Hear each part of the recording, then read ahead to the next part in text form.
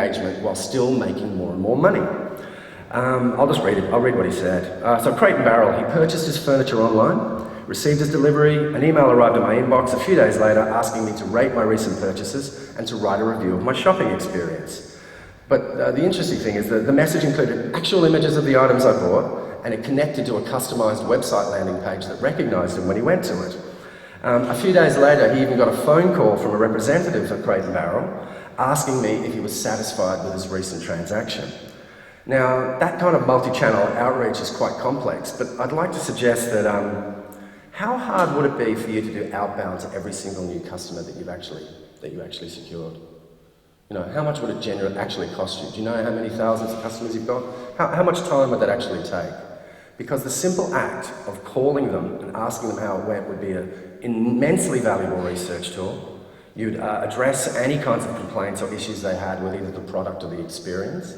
And you'd get some genuine feedback on whether or not the tickets were actually for them in the first place, which seems to be a bit of a hurdle that we all have to try and jump over. This assumed behaviour that people who actually buy things are using it for themselves. Verizon was a slightly different thing. I'll just quickly talk about that. The chap in question had a US mobile phone from when he was doing work there, and when he arrived to live there, he racked up this massive bill. I'm gonna keep doing that, jazz hands. He racked up this massive bill and overages on his US phone accounts. Now, he got an email as soon as he got a bill, and he saw how many hundreds of dollars he'd actually overspent. But he got an email with a subject heading that said, "See how much you would have saved with a different plan." And then they actually gave him information about specific plans that would have genuinely saved him money, pictorially based, not just text.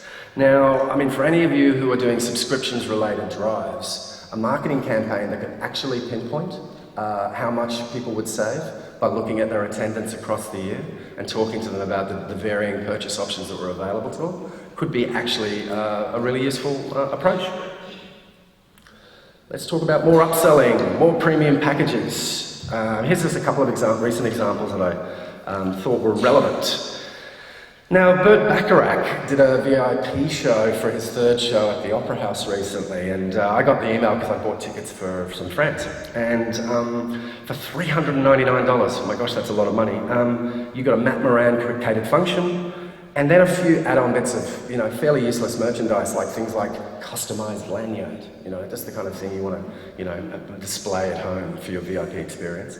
I mean, the point I want to make here is be careful what benefits you are actually offering as a VIP experience, because, you know, that's obviously not. And the second thing is they were trying to sell me that based on a completely different concert date. They weren't even offering it on the day that I had purchased.